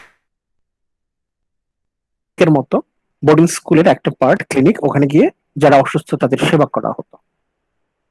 Stephen and Effie hear about the death of Charles Parnell, an Irish nationalist politician. এই পর্যায়ে এসে আমরা পলিটিক্সের একটা আভা পাই। মানে ও মানে বিছানায় শুয়ে শুয়ে হাসপাতাল ক্লিনিকের বিছানায় শুয়ে শুয়ে সে গল্প শুনছে, সে খবর শুনছে। কিসের খবর শুনলো? Death of Charles Parnell. কে ছিল Charles Parnell? An Irish nationalist politician. মানে এখানে আমরা ওই আয়ারল্যান্ডের তখনকার যে রাজনৈতিক অস্থিরতা তার একটা বর্ণনা পাই, যেটা আমরা বলেছিলাম প্রথমে যে this portrait here we will find political tension. আমরা পলিটিক্যাল টেনশনটাও পাবো, রাজনৈতিক অস্থিরতা, একই সাথে রিলিজিয়াস টেনশনটাও পাবো। রিলিজিয়াস টেনশন তো আমরা অলরেডি সেকেন্ড পেজে পেয়ে গেছি। কিভাবে? যখন স্টিফেন আইলিনকে বিয়ে করতে চাইলো, এটা শুনে ওর আয়া দান্তে রেগে গেল। কেন? কারণ আইলিনরা হচ্ছে প্রোটেস্ট্যান্ট আর ওরা হচ্ছে ক্যাথলিক। প্রোটেস্ট্যান্টদের সাথে ক্যাথলিকের কখনো মিলে না, এদের মধ্যে সবসময় একটা কনফ্লিক্ট। এরপর স্টিফেন ওই ক্লিনিকের বিছানায় শুয়ে শুয়ে যখন চার্লস পার্লিনের মৃত্যু সংবাদ শুনলো, তখন এই যে পলিটিক্যাল টেনশনটা, রাজনৈতিক অস্থিরতা, এটা তখন আরো স্পষ্ট হলো। Stephen has earned some respect from the boys for not ratting on Wells. এই যে ওয়েলস ওকে ধাক্কা দিয়ে মানে ডোবার মধ্যে ফেলে দিল, এই জন্য ওর যে জ্বর হলো, স্টিফেন কিন্তু এটা কাউকে বলে নাই। স্টিফেন মানে ও কিন্তু বলে দেয় নাই যে ওকে কে ধাক্কা দিয়ে ফেলে দিচ্ছে। এই জন্য স্টিফেনের প্রতি সবার একটা রেসপেক্ট গ্রো করে। এই যে Stephen has earned some respect from the boys for not ratting on Wells. ও ওয়েলস এর নামে বিচার দেয়নি কিন্তু, এই জন্য স্টিফেনের প্রতি সবার একটা রেসপেক্ট গ্রো করছে।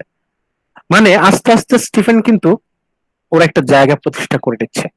প্রথম দিকে যদিও কারোর সাথে ওর ভালো সম্পর্ক ছিল না, এখন কিন্তু আস্তে আস্তে ওর একটা পজিশন তৈরি হচ্ছে। ধীরে ধীরে ওর মধ্যে একটা একটা জায়গা করে নিচ্ছে সে ক্লঙ্গোসে। প্রাপ্তি পড়েন তো নেক্সট প্যারাগ্রাফটা।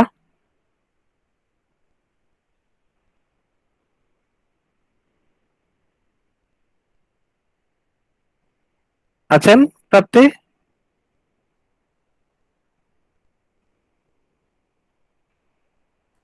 মেহনাজ সুমাইয়া পড়েন তো next প্যারাগ্রাফটা।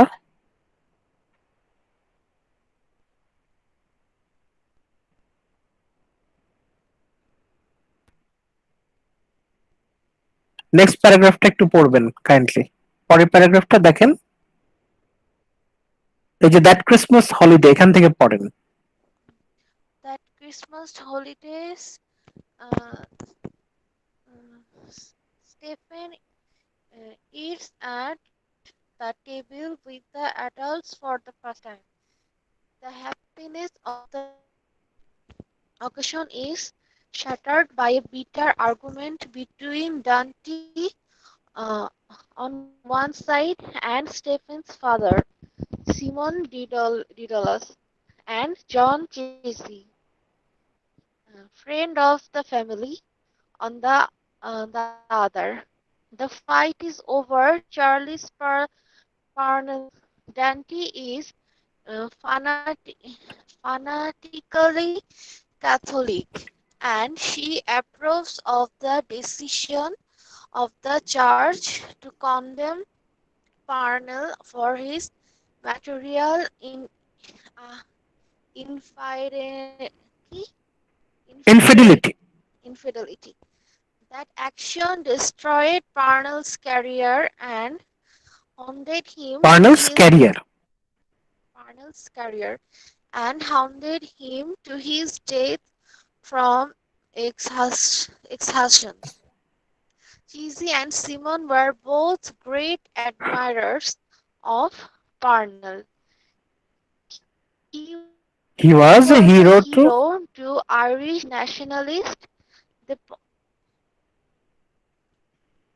Irish nationalists. They point out the many times that the church has betrayed Ireland Ireland. The fight is emotional and vicious.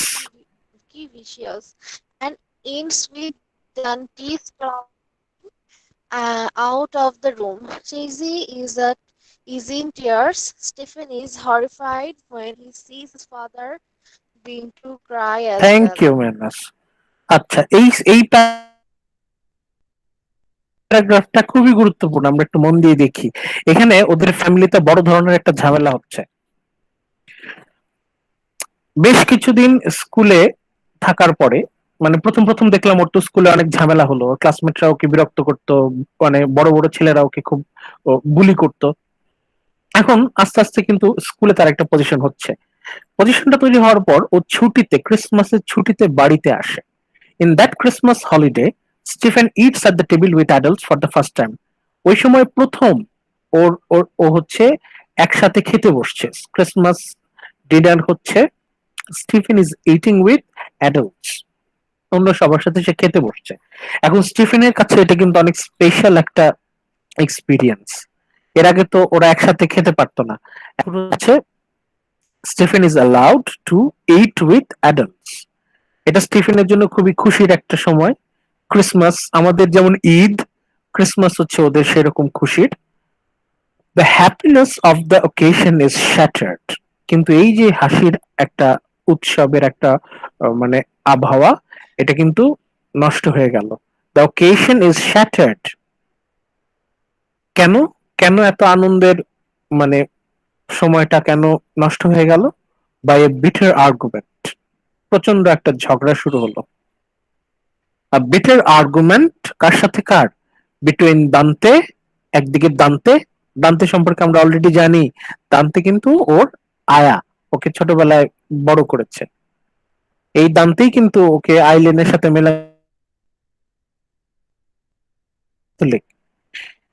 এই দান্তের সাথে কার ঝগড়া লাগলো?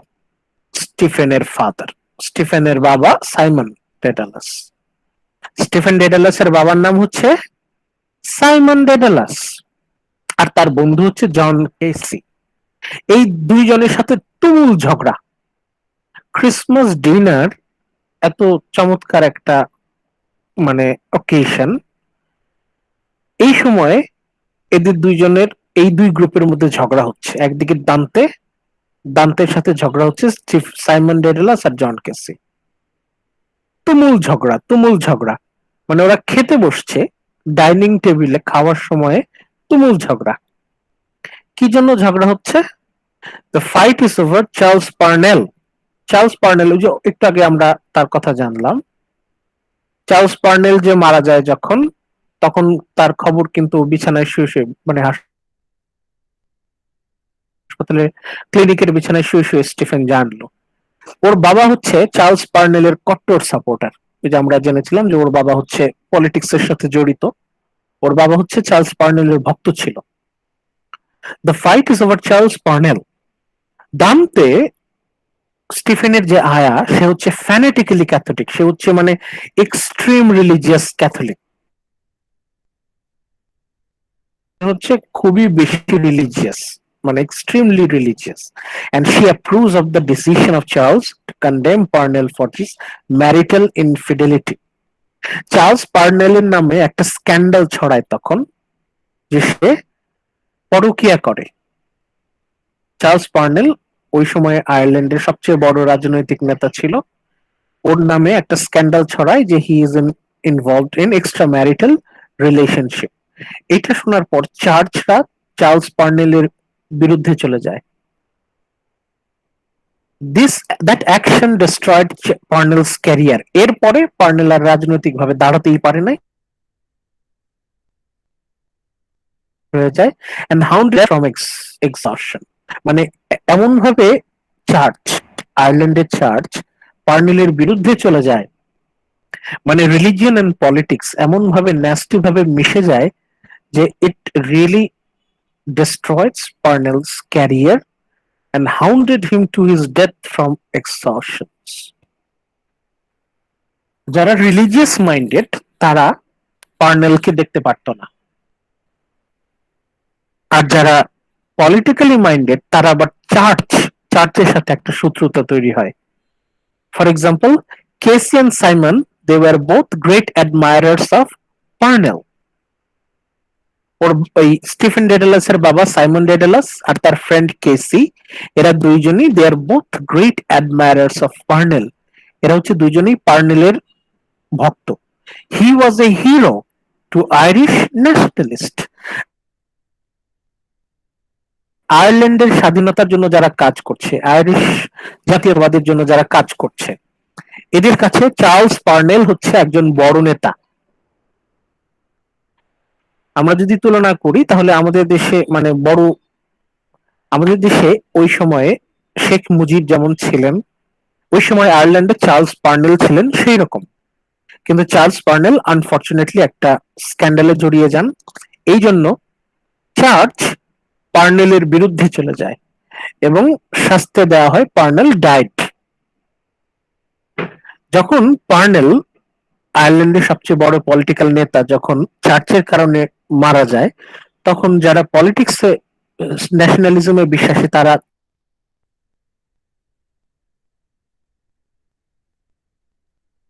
কেসি এন্ড সাইমন এরা চার্চ বিরোধী, অলমোস্ট এন্টি ক্যাথলিক রিলিজিয়ান। আবার সেই একই খাবার টেবিলে উল্টা দিকে বসে আছে দান্তে। এই দান্তে হচ্ছে ফ্যানাটিক্যালি ক্যাথলিক, সে হচ্ছে এক্সট্রিমলি রিলিজিয়াস, ডিভাউট রিলিজিয়াস। সে আবার পার্নেলকে দেখতে পারে না। তার কথা হচ্ছে পার্নেল হচ্ছে চরিত্রহীন, পার্নেল কোনোভাবেই একটা দেশের নেতা হওয়ার যোগ্যতা রাখে না। এই দুই গ্রুপের মধ্যে ঝগড়া হচ্ছে, মানে ওরা খেতে বসে ঝগড়া হচ্ছে। এখন স্টিফেন ডেডালাস, আমরা আমাদের যে প্রোটাগনিস্ট, তার অবস্থা চিন্তা করেন, সে তো এমনিতেই খুব সেন্সিটিভ। ওর জন্য কত ইম্পর্টেন্ট ছিল এই ডিনারটা।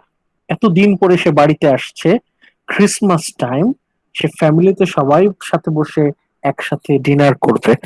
সেই ডিনার টেবিলে দেখতেছে ওর আয়ার সাথে, দান্তের সাথে ওর বাবার ঝগড়া।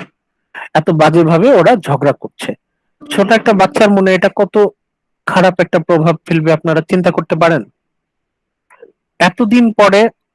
এতদিন পরে সে বাসায় এসেছে, ছোট একটা বাচ্চা, এতদিন পরে সে ক্রিসমাস হলিডেতে বাসায় এসেছে এবং ক্রিসমাস ডিনার, ওর প্রথম ক্রিসমাস ডিনার, এবং সেই ডিনারে তার বাবা আর তার যে আয়া দান্তে তারা ঝগড়া করছে, খুব বাজে ভাষায় তারা ঝগড়া করছে। স্টিফেন দেখতে পাচ্ছে যে ওর বাবা, সে হচ্ছে পলিটিক্যাল আইডিওলজি, এতটাই পলিটিক্সে বিশ্বাসী যে সে ঝগড়া থামাতে পারছে না। আবার দান্তে সে এতটাই ধর্মান্ধ, ডিভার্ট এবং রিলিজিয়াসলি ব্লাইন্ড যে সেও ঝগড়া থামাতে পারছে না। এই সময় থেকে রিলিজিয়ন এন্ড পলিটিক্স এই দুইটার প্রতি স্টিফেনের একটা বিতৃষ্ণা জন্মায়। তার ধারণা এই রিলিজিয়ন এন্ড পলিটিক্স এর জন্য ওদের ক্রিসমাস ডিনারটা নষ্ট হয়ে গেল। রেজাল্টটা কি ছিল? এখানে বলছে ঝগড়া হচ্ছে। They point out many times that church has betrayed Ireland. Religion আয়ারল্যান্ডের বিপক্ষে ছিল, চার্চ আয়ারল্যান্ডের জাতীয়তাবাদীতে বিশ্বাস করে না। এটা আমাদের 1971-এ যদি আপনারা চিন্তা করেন, ওই সময়েও যারা পলিটিশিয়ান ছিল তারা কিন্তু যারা রিলিজিয়াস লিডার তাদেরকে দেখতে পারতো না, কারণ রিলিজিয়াস লিডারদের মধ্যে একটা বড় অংশ কিন্তু তারা ওই যে আল বদর আল শামস, ওই পাকিস্তানিদের সাপোর্টার ছিল। মানে একটা দেশে যখন মানে জাতীয়তাবাদী আন্দোলন শুরু হয়, বেশিরভাগ ক্ষেত্রেই যারা রাজনীতিতে বিশ্বাসী তারা ধর্মীয় ধর্মীয় নেতাদের সমর্থন নিতে পারে না। সবসময় পলিটিশিয়ান অ্যান্ড রিলিজিয়াস লিডারদের মধ্যে একটা ক্ল্যাশ চলতে থাকে। আমাদের দেশেও ছিল 1970 পরিমাণে। এই যে যারা আল বদর আল্লাহ শামস বেশিরভাগই কিন্তু তারা রিলিজিয়াস দোহাই দিয়ে কিন্তু তারা বিপক্ষে চলে যায়। ওই সময় আয়ারল্যান্ডেও কিন্তু একই অবস্থা। যারা মানে ন্যাশনালিজমের জন্য যুদ্ধ সংগ্রাম করছে, অল দ্য রিলিজিয়াস অ্যাক্টিভিস্ট, তাদের কাছে এইটাই বিশ্বাস ছিল, চার্চ ওয়াজ বিট্রেইং আয়ারল্যান্ড। এই চার্চ হচ্ছে ইংল্যান্ডের পক্ষে ছিল, আয়ারল্যান্ডের বিপক্ষে ছিল। এখন সেই রিলিজিয়াস স্ট্রাগলটার একটা ছায়া পড়লো হচ্ছে এই ক্রিসমাস ডিনার টেবিলে। The fight is emotional and vicious and ends with Dante storming out of the room. Dante ও রাগে দুঃখে রুম থেকে বের হয়ে চলে গেল ঝড়ের বেগে, এবং ঝগড়ার কিন্তু সমাধান হলো না। Case in tears, Stephen is horrified. স্টিফেনের তখন মনের অবস্থা খুবই শোচনীয়, সে ভয় পেয়ে গেল, দেখলো his father begin to cry as well. একটা ছোট বাচ্চার মনের অবস্থা তখন চিন্তা করেন। ওই সময় থেকে ওর পলিটিক্স এবং রিলিজিয়ন এই দুইটার প্রতি একটা বিতৃষ্ণা গড়ে উঠছে। এই যে ওর এত চমৎকার একটা মানে ওকেশন,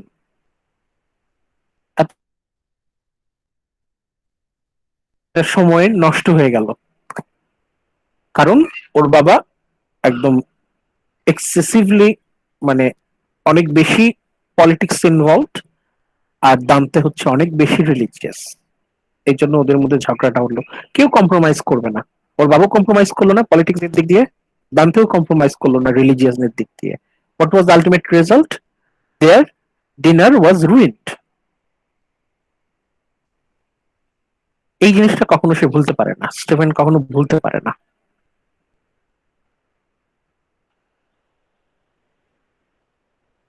আচ্ছা, লাস্ট পয়েন্টটা পড়েন, প্রাপ্তি পড়েন বা লিয়ান পড়েন।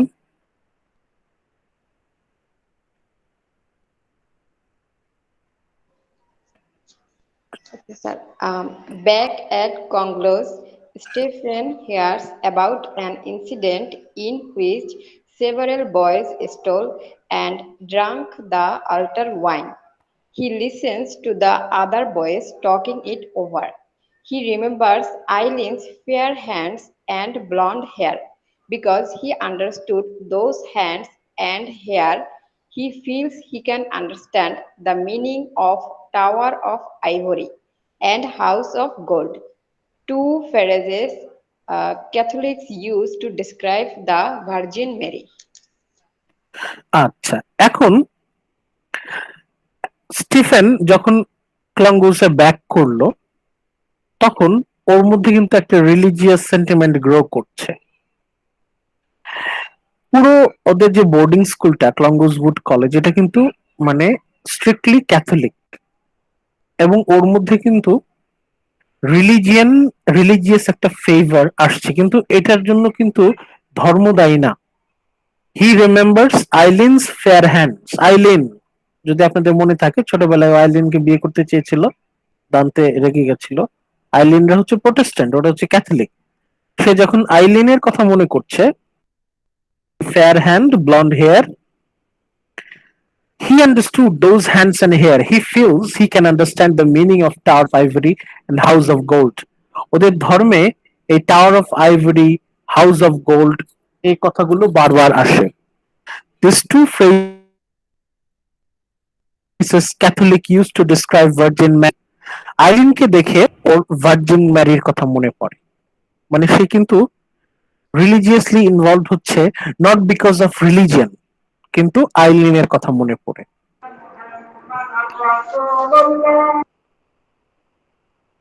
না কিন্তু জন্মায় ওই ওই ঝগড়ার পর থেকে। তারপর সে যখন ফেরত আসে, সে ক্লঙ্গুজ এসে ওর মধ্যে একটা রিলিজিয়াস অ্যাটিচিউড ডেভেলপ করে। সেটার মূলে কে ছিল? আইলিন। আইলিনের কথা যখন সে মনে করছে, তখন সে ভার্জিন ম্যারির কথাও মনে করছে। আইলিনের মধ্যে সে ভার্জিন ম্যারিকে দেখছে এবং সে এক ধরনের পবিত্রতা অনুভব করছে, পিউরিটি। আচ্ছা, এই যে ওর যে লাইফের প্রথম পার্টটা, এই প্রথম পার্টে আমরা দেখতে পাচ্ছি এই দুইটাই কিন্তু খুবই গুরুত্বপূর্ণ ইনফ্লুয়েন্স আছে, যদিও দুইটার প্রতি তার একটা বিতৃষ্ণা কাজ করছে এক ধরনের, কিন্তু তারপরে এটা আমরা অস্বীকার করতে পারবো না যে ওর লাইফে রিলিজিয়ন এন্ড পলিটিক্স এর গুরুত্ব অনেক। মানে এই সময় থেকেই স্টিফেন কিছুটা ফিল করতে পারে যে যতক্ষণ পর্যন্ত রিলিজিয়ন পলিটিক্স আর দেয়ার, স্টিফেন কিন্তু কোনো কিছু স্বাধীনভাবে করতে পারবে না। as long as you are dominated by religion and politics, you are never truly independent. তুমি কখনোই কিন্তু স্বাধীনভাবে কোনো কিছু বলতে পারবে না। এরপর আপনারা পড়বেন, তার গল্পটা পড়বেন, আস্তে আস্তে সে কিভাবে এস্টাবলিশড হয়, আস্তে আস্তে সে কিভাবে নিজেকে ম্যাচ করে নেয় এর সাথে। গল্পটা নিজেরা পড়বেন, ভাল লাগবে। যদি আপনাদের বই পড়ার জন্য যথেষ্ট ধৈর্য নাও থাকে, অ্যাটলিস্ট এই অংশটা আপনাদের পড়তে হবে, তাহলে আপনারা মোটামুটি বুঝতে পারবেন। আপনাদের এই হ্যান্ডআউটটা আপনাদের দিয়ে দেওয়া হবে। এইখানে আপনারা চ্যাপ্টার ওয়ান এর যে ব্যাখ্যাটা, অ্যানালিসিস, এই অ্যানালিসিসটাও আপনাদের জন্য গুরুত্বপূর্ণ। এখানে আপনারা দেখবেন ফার্স্ট প্যারাগ্রাফে লেখা আছে, we are following Stevens through the course of his first year at Clongowes. এই ক্লঙ্গোজে ওর যে ফার্স্ট ইয়ারটা, এই বিষয়ে আমরা দেখছি যে ওর যে প্রথম ইয়ার, ফার্স্ট ইয়ার, এটা কেমন কাটলো। Climaxing in his small victory at Father Conmee's office, এখানে আমরা দেখতে পাই একটা ক্রাইসিস তৈরি হয় এবং সেই ক্রাইসিসে জিতে যায়। কি ক্রাইসিস, কিভাবে জিতে যায়, এটা আপনারা নিজেরা পড়ে নেবেন। এটা আপনাদের জন্য একটা পাঞ্চ রইল, এটা আপনারা ওই ইয়ে থেকে পড়ে নেবেন। বাট এটুকু আমি শুধু দেখাচ্ছি যে এখানে there is a small victory for Stephen. The opening condenses the journey Stephen takes in the novel. মানে প্রথম দিকে আমরা দেখতে পারি যে দিস নভেল, এই যে আমরা যে নভেলটা পড়ছি, this is journey of Stephen Daedalus. এই জার্নি কেমন জার্নি? এটা নর্মাল জার্নি না। এই যে আমরা ঢাকা থেকে চট্টগ্রাম যাই, কুমিল্লা যাই, কক্সবাজার যাই, টেকনাফ, সেন্ট মার্টিন যাই, ওটা একটা জার্নি। বাট স্টিফেনের journey is not literal journey, it is metaphorical journey. জার্নিটা, this is journey towards maturity. Stephen childhood থেকে থেকে যাচ্ছে হচ্ছে অ্যাডাল্টহুডে, ইনফ্যান্সি থেকে ম্যাচুরিটির দিকে যাচ্ছে, as he moves toward his decision to become an artist, যেটা আমরা বলেছিলাম ক্লাসের শুরুতে, যে ওর লাস্ট ডিসিশনটা কি, যে ওর লাস্ট ডিসিশন ছিল living Ireland to become a successful artist. Say artist হওয়ার জন্য সবকিছু স্যাক্রিফাইস করছে।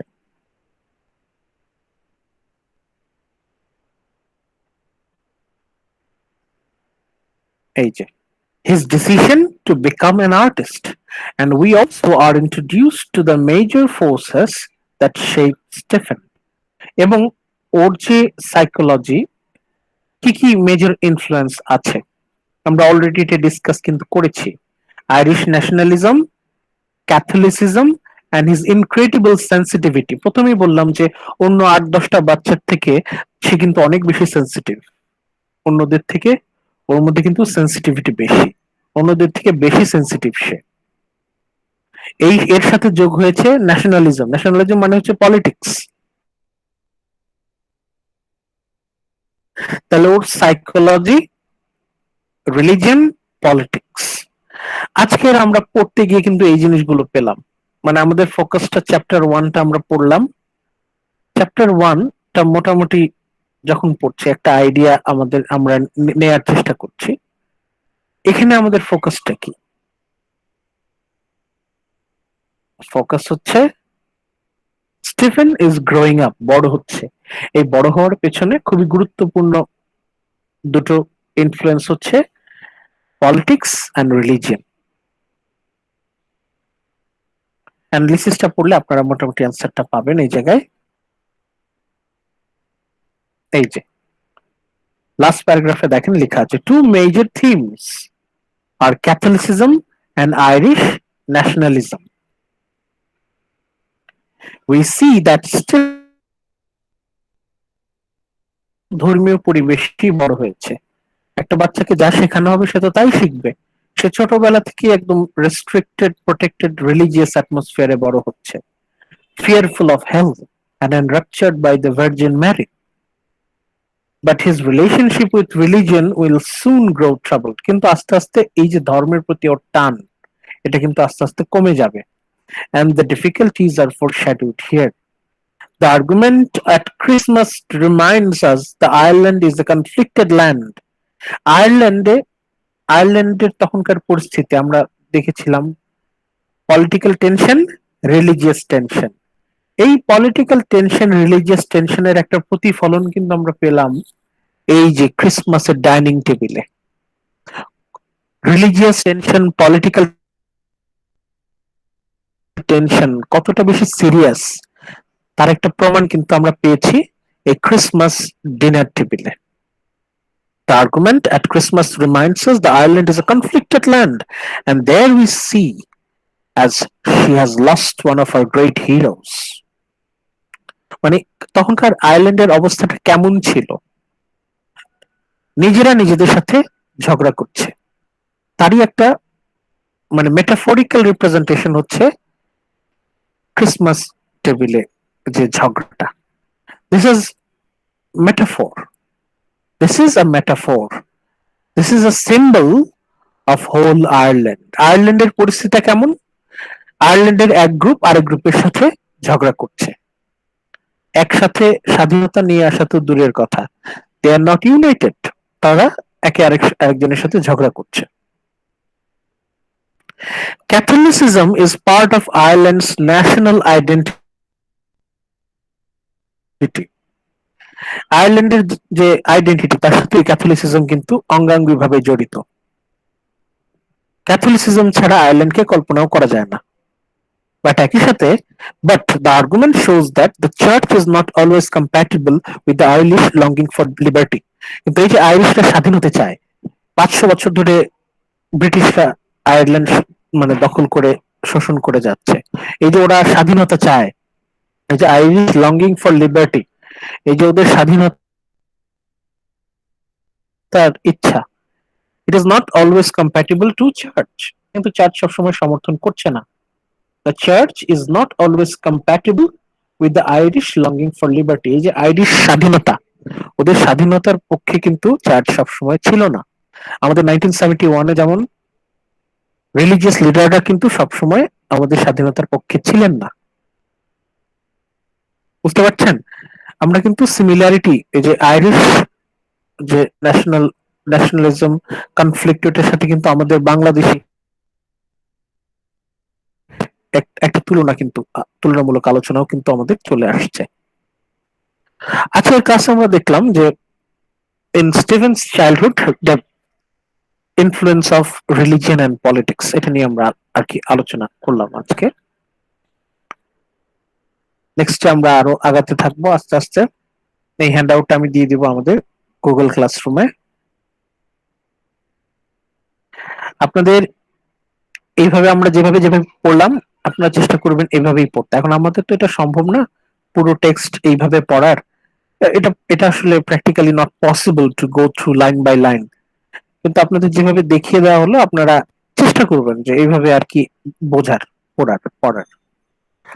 এই যে হ্যান্ডআউটটা, এই 11 পেজের যে হ্যান্ডআউটটা, এইটা অন্তত আপনারা স্টাডি করবেন। এই যে A Portrait of the Artist as a Young Man, chapter wise summary, এটা এডি বোরে উনি উনি হচ্ছেন রেফারেন্স। এটা আপনারা একটু মন দিয়ে পড়বেন। এটা পড়লে আপনারা মোটামুটি কাহিনীটা বুঝবেন, আর পোর্ট্রেটের কাহিনীটা কি হয়, এবং specially the character Stephen Daedalus সম্পর্কে আপনি জানতে পারবেন।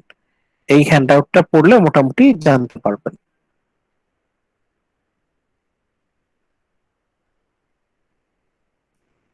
ঠিক আছে, আজকে তাহলে এই পর্যন্তই।